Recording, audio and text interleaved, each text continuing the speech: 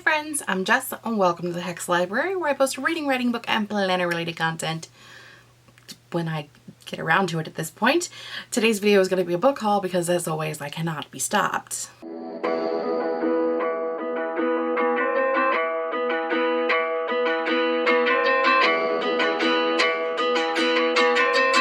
Last month we had 17 books. Okay, was it probably, the video probably did actually go up last month, but it was up to August. So September, October, and to where we are in November so far, I've picked up 18 books because, again, problems. I've read some of them, that's a bonus, and some of them are books by friends. So all good things. Let's pop into it. We will be starting with books by friends. We have A Dark and Secret Magic by Wallace Kenny. Wallace is a fellow Authortuber, so I will link her in the description box down below. If you have not seen Wallace's channel before, A Dark and Secret Magic is, I'm just going to read directly from the inside flap. A warm, spellbinding tale about a witch and the secrets her coven has been keeping from her, with echoes of the classic Hades and Persephone story in the tradition of practical magic and Witch of Wild Things. I love this book. It is one of my all-time favorites. I read an earlier version of this and absolutely loved it. I read this in May of this year, and I then read my arc directly before it coming out, and then when it released, I listened to the audiobook.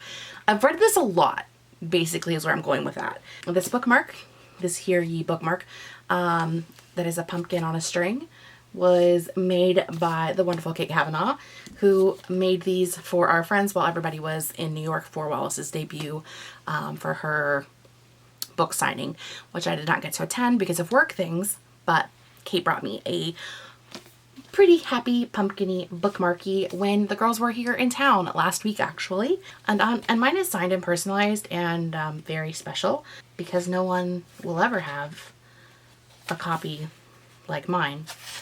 That makes me cry when I read it. So we're not going to read it because then I will cry. Let's not do that. Okay. Anyway, signed, personalized, makes me weep. Not that the acknowledgements don't also make me weep, but I stand. Anyway, anywho. I also got the unplugged book box version of A Dark and Secret Magic. She's gorgeous. She's beautiful. The hardest part of my day is going to be deciding what cover, what side of this book is going to be on the out. So this is let's just start with, this is the front and this is the back, and these are the colored edges that my hair actually kind of matches right now. These are our sprayed edges. I know it's sideways, but this is the only way I'm going to be able to show it to you. With the kitty cat, whose name is Merlin. Don't know where we got that name from. Then I shall show you the inside of the dust jacket, which, again, gorgeous, beautiful, we love her. And then I shall show you the cover of the book. Again, shiny, beautiful, all things fall, plus it has a ribbon. The back cover of the book, are you dying yet? Like, how am I going to pick what part of this book you're going to see on my shelves?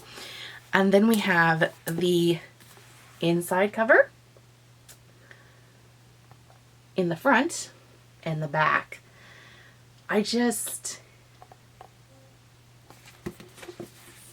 does one decide what part of this book should be face out on the shelf? Is the answer all of it? Maybe. I don't know. But it's gorgeous. We love it. We're here for it. This is one of the most gorgeous books that I've ever had the opportunity to own. Plus, my friend wrote it and I love it. So, you know, a girl could not be happier right now. Now that we've gushed about A Dark and Secret Magic for 20 minutes, let's continue on, shall we? We have The House on Mango Street by Sandra Cisneros. This is the book club pick for my local indie bookstore for this month. It is a group of vignettes about, it's not an autobiography, but a lot of the stories are based off of experiences that the author had while she was growing up in Chicago, but it's a bunch of little stories about basically what it's like to grow up in a Hispanic community in Chicago. We have Here Lies the Vengeful Bitch by Cody Crawley. I did already read this, and it is in the last review video that I posted, so I will link that down below. This is a YA about a girl who inadvertently is murdered on a date, and she clearly comes back to life to get vengeance upon the person who killed her once she figures out exactly who and how that happened. We have Ghost Camera by Darcy Coates. I actually read an earlier version of Ghost Camera as well. It was one of the first things that Darcy had published, but it has been like updated to modern day writing for Darcy, and then also has some other short stories at the back of the book. What all does this one include? Does it tell me? Of course not. That would be too easy. But if you've been here before, I love Darcy. I love all of her books. I haven't found anything by her that I haven't like at least enjoyed to this point.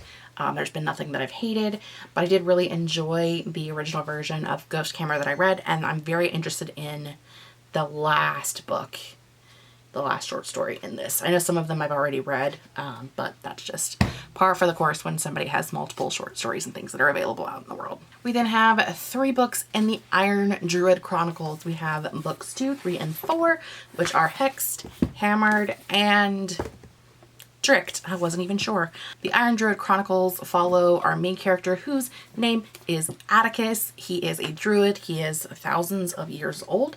He lives in modern day, and he is the only remaining druid. This involves a lot of different gods and monsters, and what I will say about this series is you have to like fantasy, and you really have to like Kevin Hearn's style of humor. If you don't like his humor, you will not like these books. I enjoy his humor, so I have enjoyed these. I'm having a good time. There's like witches and vampires and zombies and monsters, and it's been a fun time. Also, does my hair match this book cover? Oh, that's pretty close. What do you think? You think it's good? You think my hair matches this cover? I think it does. It's pretty close. It's probably the closest thing I've found so far that matches my hair. I've been playing a game called What Matches My Hair the Most, because this is not the color I was going for, but it is the color that we have. And so we're having fun playing what matches this hair. Next we have 3 books from Book of the Month. We have Phantasma by Kaylee Smith. I honestly don't know what this one is about. I got it because Julie and Amber got it. Phantasma only has 2 rules: stay alive and don't fall in love. Excellent. When Ophelia discovers her mother was brutally murdered, there's no time to grieve. She has inherited the family's fearsome magic and enormous debt. Circumstances go from dire to deadly when Ophelia's sister decides to pay off the loan by entering Phantasma, competition where contestants rarely escape alive, and the victor is granted, excuse me, a single wish. She's granted a hiccup. But yeah, Julie and Amber were interested in this one, so I picked it up. Maybe we'll read it together, maybe we won't. Who knows with us. Also a book that I picked up from Book of the Month because of Julie and Amber, and that is Sleep Tight by our friend J.H. Marker. I get the name wrong every time, so I had to stare at it so that I got it right. This involves a serial killer and a time jump, time span, time... What's the word I'm looking for? Part of it took place like in the 90s and part of it takes place now. Well, early 2000s? Oh my god, I'm old. There's like a 15 to 20 year gap in the middle. Yeah, 2 decades later. Okay, so there's 20 years in between. The sole survivor of a serial killer might hold the key to stopping a new spree of murders in this propulsive horror thriller in the vein of The Black Phone and The Whispering Man. I did buddy read this with Julie and Amber. There is, again, this should be in the most recent wrap video that I have linked down below. Next, Someone in the Attic by Andrea Mara. This is... you thought you were home alone. Anya is enjoying a relaxing bath when she hears a noise coming from the ceiling. Through the open bathroom door, she sees the attic hatch swing down and then the masked figure drops to the floor. 30 seconds later, Anya is dead. Obviously, I had to pick this up. I have like a bajillion Book of the Month credits, and I only use Book of the Month credits for mystery thrillers, with the exception of Phantasma. I want to say Phantasm, but there's an A on the end. But I typically only use them for mystery thrillers because I don't like it when I like a book and then it becomes a series and then I don't have books that match and it aggravates me. So I had lots of points because I always forget to skip. Next we have The Midnight Feast by Lucy Foley. This was my first Lucy Foley that I have bought or read, because I have read this since then. It is not in the most recent wrap up because I read this this month, last month, this month, last month. I don't know. You all know I'm behind. It's fine. This was the B&K Book Club book for October, September, October. I don't remember which month, but I was behind. I didn't read it until the following month. So anyway, this is a deliciously twisted murder mystery set at a luxe coastal retreat where the beautiful setting hides the rot within. This definitely deals with like some really witchy woo-woo stuff, or like, and for me to say witchy woo-woo stuff, that's saying a lot. There's some weird, the main villain, there's weird people here, okay? And there's a murder mystery, and we're seeing like people over a couple of different decades, and it's interesting.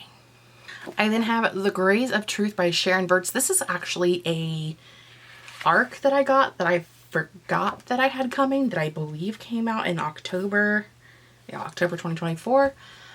From best-selling historical true crime author Sharon Burtz comes a gripping tale of murder and deceit. In Reconstruction-era Baltimore, members of the city's elite keep turning up dead. Below the polished surface of high society, there are illicit affairs, jilted lovers, financial hardships, and countless motives for murder. When Jane Grey Wharton's husband, Ned, dies unexpectedly while overnighting at his brother's home, Jane has no reason to question the circumstances of his death. But on a visit to the same house a few weeks later, both Jane and her daughter fall gravely ill, and Jane begins to suspect foul play. Though a trained chemist and former nurse, Jane is haunted by a history of delusion, loss, and institutionalization. Whew, that's a long-ass word.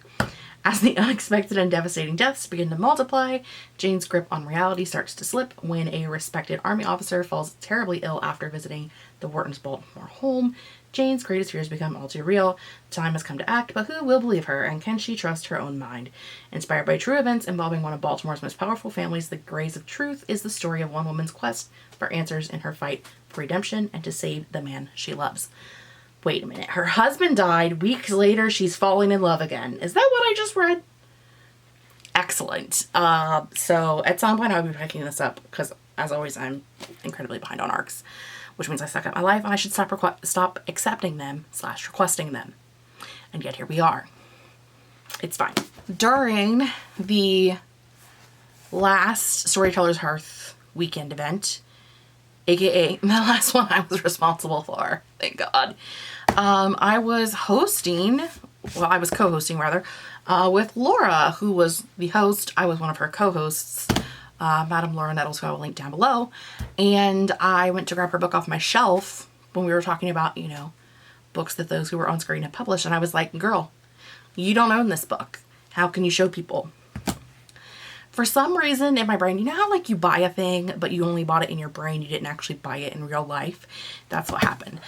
So I picked up Laura's Tiny Shivers, which is a book of short stories that are all horror related. There's some that I know that are not going to be for me, but there are others that I know that are. I have beta read for Laura before. I know I enjoy her writing. So again, in my mind, I had already bought this, but I had not. So I ordered a signed copy, because I'm cool like that. And the last 4 books I bought last week while on writing retreat. Our writing retreat was the 2nd week of November, and things happened the 1st week of November. There were things. If you exist in the world, you know. And so I currently am embodying all of the feminine rage that one body can withhold. And I have a large body, so there's a lot of feminine rage in there. So when I was at the bookstore, I was like, I need to get a feminine rage story, obviously. But something happened and I ended up with a feminine rage story, Slewfoot by Brom.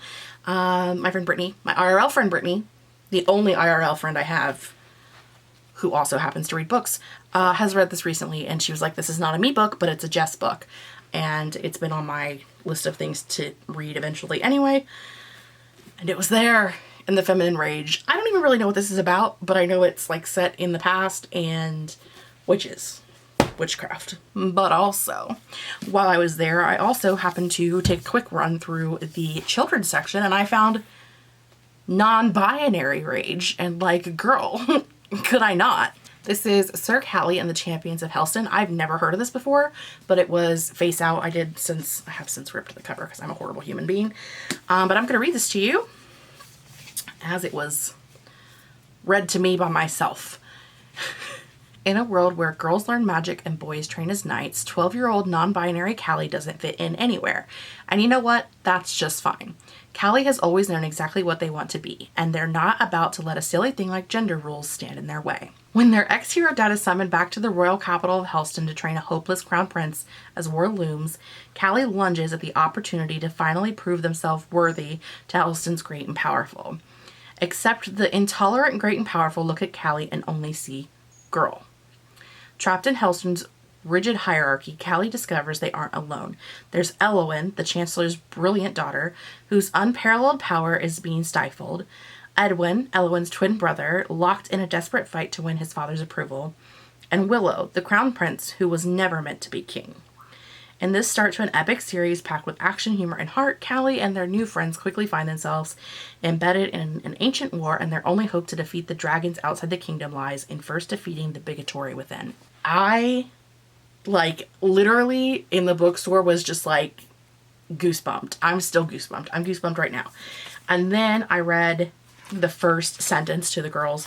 It's technically the first paragraph-ish, but there is an author's note at the beginning. The author's note will make you cry, just in case you're wondering.